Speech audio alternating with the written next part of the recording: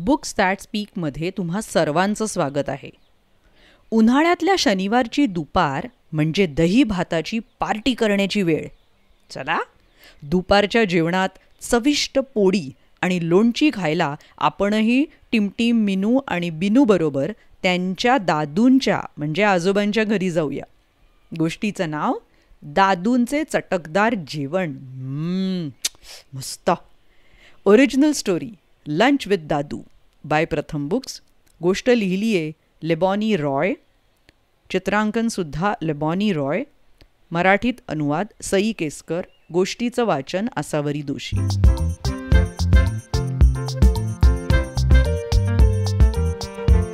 दर शनिवारी दुपारी आम्ही दादूंकडे आमच्या आजोबांकडे जेवायला जातो.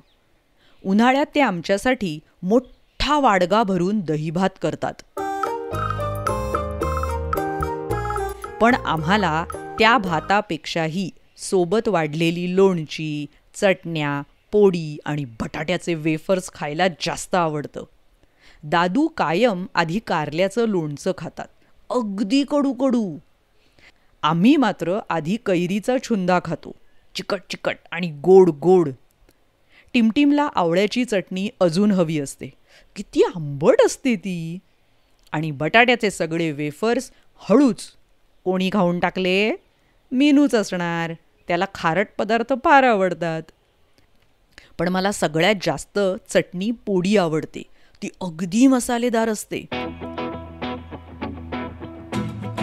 जाऊ दे, मी आपला साधा दहीभात खाल्लेला बरा, असं आजोबा म्हणतात. किती छान चविष्ट मेजवानी होती या सुंदर आणि साध्या जेवणात सुद्धा. तर अशा अनेक गोष्टी ऐकण्यासाठी बुक्स दॅट स्पीक या चॅनलला जरूर भेट द्या. यूट्यूबवर आणि वेगवेगळ्या पॉडकास्टिंग चॅनल्सवर. Website www.booksthatspeak.com. भेटूया पुढच्या गोष्टीत. Bye bye. धन्यवाद.